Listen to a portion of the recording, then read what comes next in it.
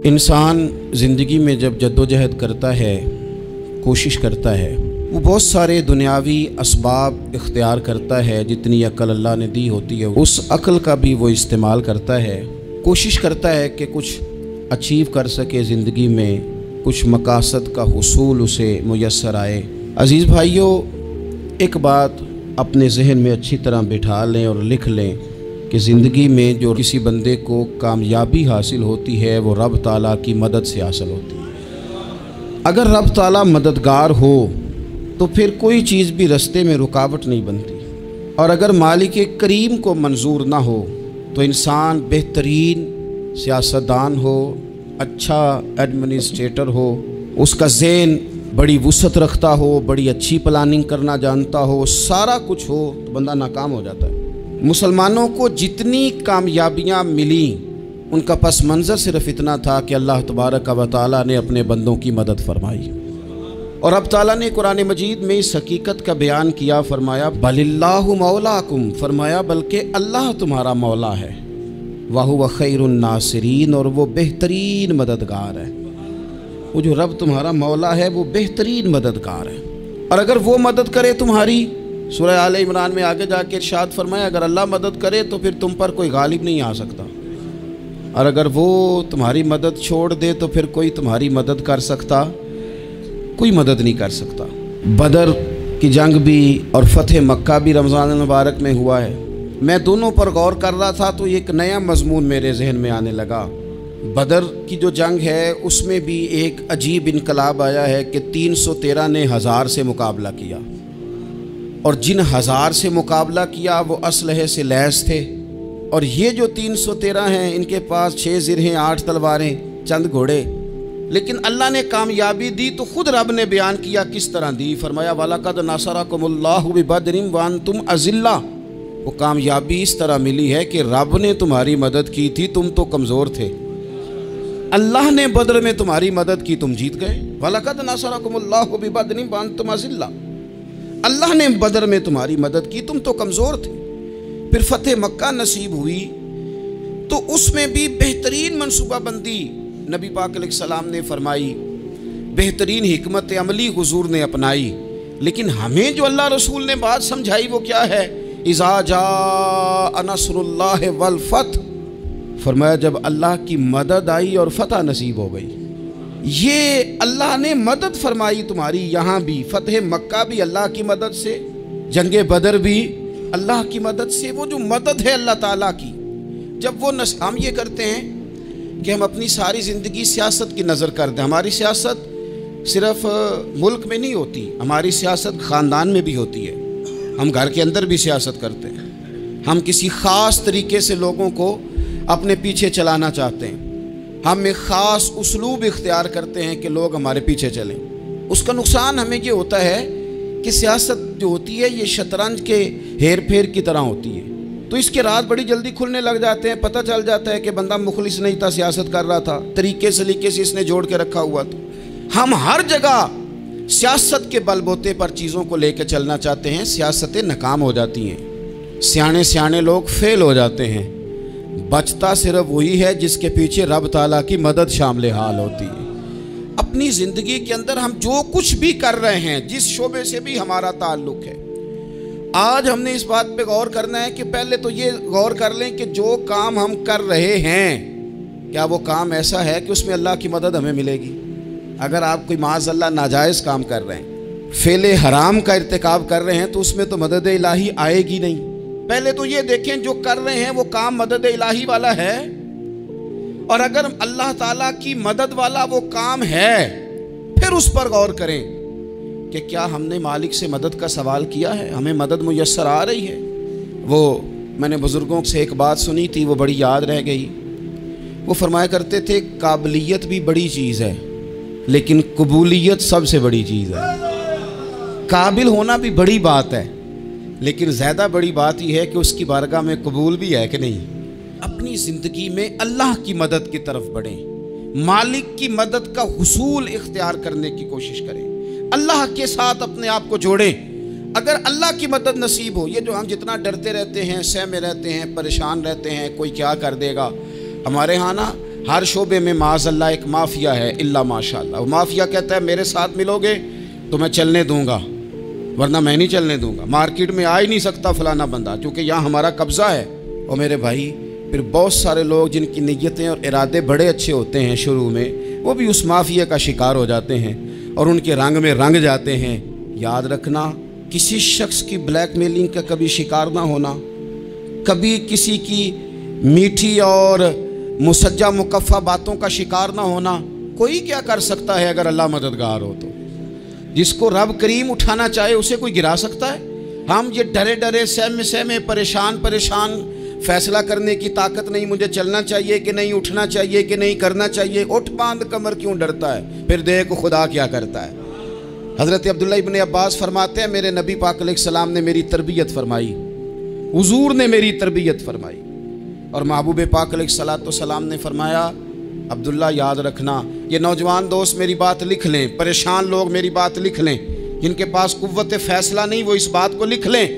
حضرت عبداللہ ابن عباس فرماتے ہیں میرے نبی پاک علیہ السلام نے مجھ سے فرمایا تھا عبداللہ سن، اگر ساری دنیا مل کے تیرا کوئی نفع کرنا چاہے کر نہیں سکتی جب تک میرے رب کی رضا نہ ہو، اور فرمایا ساری دنیا مل کے تیرا کچھ بگاڑنا چاہے تو عبداللہ بگاڑ نہیں سکتی جب تک رب کریم کی حکمت کا تقاضا نہ ہو۔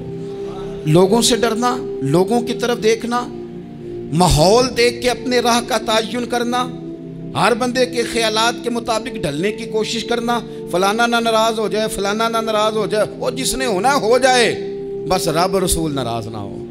اپنی زندگی میں اپنے مالک کو مولا جان کے، بل اللہ مولاکم، اللہ تمہارا مولا ہے، وَهُوَ خَيْرُ النَّاصِرِينَ، وہ بہترین مددگار ہے۔ توجہ جب بھی کریں رب کی جانب کریں، اپنے دل کا قبلہ درست رکھیں، سوچوں کے زاویے سیدھے رکھیں۔ میرے بھائی مالک جب بندوبست کر دے نا، جب مالک بندوبست کر دے پھر ایسا بندوبست کرتا ہے کہ لوگوں کے پاس نا چارہ نہیں رہتا۔ حضرت مریم رضی اللہ تعالی عنہا پاک باز تھیں، مسجد میں رہی تھیں، پر مالک کی حکمت کے تقاضے بڑے عجیب ہے نا۔ پھر جناب مریم کو اللہ تعالیٰ نے بغیر شوہر کی اولاد عطا کر دی۔ یہ بات ہی ایسی تھی، وہ کسی نے کہا تھا کہ مخلوق تو فنکار ہے اس درجہ کے پل بھر میں سنگے در کعبہ سے بھی اصنام تراشے، تم کون ہو کیا چیز ہے داغے کبابی، لوگوں نے تو مریم پہ بھی الزام تراشے۔ تو لوگوں نے کہا کدھر سے لے آئی بچہ، تیرا باپ تو ایسا نہیں تھا، کہاں سے لے آئی؟ اللہ کرے میں آپ کو سمجھا سکوں، ذرا اپنے آپ کو وہاں کھڑا کریں کہ ایک پاک باز عورت، پاک باپ کی بیٹی، طیب ماں کی بیٹی، اور اللہ کے گھر میں پرورش پانے والی خاتون، ایک وہ وقت اور ایک یہ وقت کہ اس عورت کو کٹہرے میں کھڑا کر کے پوچھا جا رہا ہے کہ معاذ اللہ تیری گود میں بچہ جائز نہیں ہے، کہاں سے لائی ہے؟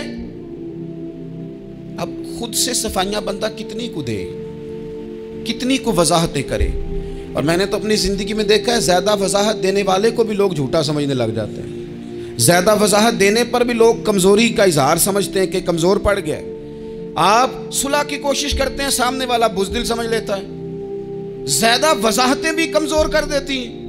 اب حضرت مریم کو کٹہرے میں کھڑا کر کے کہا بچہ کس کا ہے؟ تو پھر خدا بندوبست جب کرے، اللہ جب مددگار ہو، تو پھر حضرت مریم کی گواہی درختوں سے نہیں دلوائی، اس نے پتوں سے نہیں دلوائی، پھر فرشتے نہیں بھیجے۔ حضرت مریم کہنے لگی مجھ سے نہ پوچھو، وہ جو پنگوڑے میں ہے اسی سے پوچھ لو، ان سے پوچھو نا، وہ کون ہے پوچھ لو، ان سے کر لو سوال۔ انہوں نے کہا پنگوڑے میں چند دنوں کا بچہ، یہ جواب دے گا؟ مددگار تھا رب،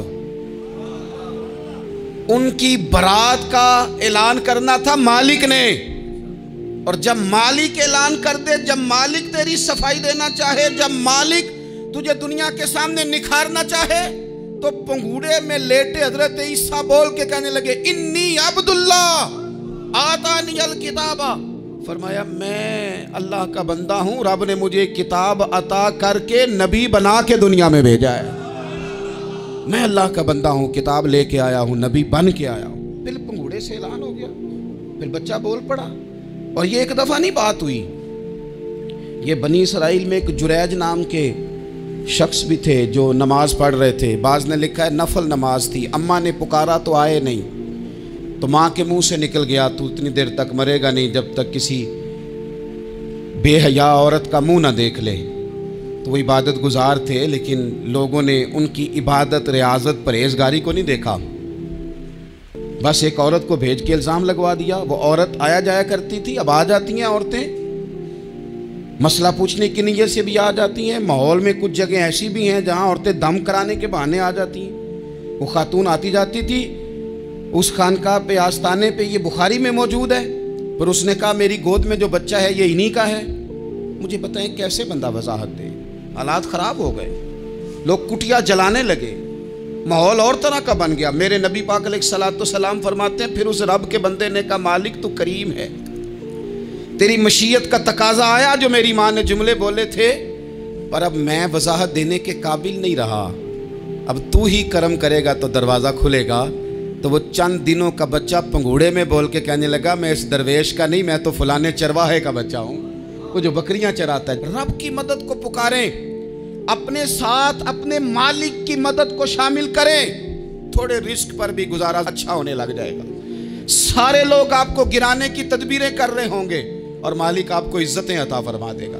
उसकी बारगाह से हिकमत का तकाजा और हो जाएगा।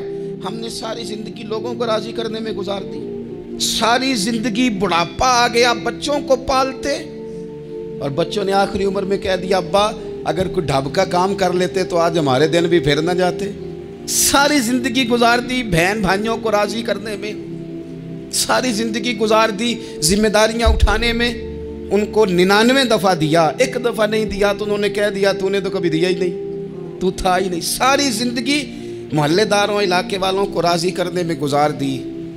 और मैंने ऐसे लोग भी देखे दीन के लिए वक्त गुजारा, लेकिन जब बुढ़ापे में दांत काम ना करते थे तो वक्त के मुफ्तियों को भी मस्जिदों की कमेटियों ने कह दिया अब आपकी समझ नहीं आती, हमने ख़तीब को यौर रखना है, ना देखो दुनिया की तरफ, दुनिया रुला देती है, ना राज़ी करो बंदों को, बंदे थका देते हैं, ना पीछे भागो हर वक्त दुनियादारों के, ये इंसान को कमज़ोर कर देते हैं। वो तो करीम ही बड़ा है, 2 आंसू ज़मीन पर बाद में गिरते हैं, बंदे के गुनाह सारे पहले माफ़ फरमा देता है। अल्लाह की मदद का हुसूल, अपने मालिक की मदद की तरफ बढ़ना। आपको बदर की जंग भी यही दरस देगी, आपको ओहद का मैदान भी यही सबक देगा, फतेह मक्का भी यही सबक देगा। मेरे दोस्तों, जब रब मदद फरमाए, जब अल्लाह मददगार बने। दोस्तों से एक बात अक्सर करता हूँ, मैं कहता हूँ कि जितने दर्द से आप अमीर को अपनी कहानी सुनाते हैं ना, और जिस तरह आपके आंसू बात करने से पहले गिर जाते हैं कि गरीब हैं, बच्चियाँ हैं, कारोबार नहीं, ओ मेरे संगियों, इससे आधे आंसू अपने रब की बारगाह में बखेरो, उसके हुजूर अर्ज गुजार हो जाओ, उससे तलब करो। एक वक्त इंसान पर ज़िंदगी में ऐसा आता है कि उसे यूँ महसूस होता है कि मेरा साया भी तरह सा पीछे हट गया है। उसे यूँ लगता है कि मैं किसी सहारे पे हाथ डालता हूँ तो वो भाग जाता है मुझसे। लेकिन मालिक की बारगाह ऐसी अजीम बारगाह है, रब रसूल के आस्ताने इतने बड़े हैं कि आप जब वहाँ कशकोले तलब दराज करते हैं तो झोली फैलाने में देर लगती है, उनको भरने में तो कोई देर नहीं लगती। हमने अपना सोच का किबला ही दुनिया को बना लिया है। ये जो अल्लाह वालों की मदद है ये तो है नहीं, अल्लाह ही की मदद है। लेकिन ये जो सेठों की तरफ तवज्जो करना, नवाबों की तरफ तवज्जो करना, दुनियादारों की तरफ तवज्जो करना और अपना मिजाज इस तरह का बना लेना, यारो गर्दन को झुका देता है खैरात का पत्थर, जहाँ में मांगने वालों के सर कभी ऊंचे नहीं होते। और इकबाल कहते हैं गैरत है बड़ी चीज़ जहाने तगो दो में, पहनाती है ये फ़क्र को ताजे सरदारा।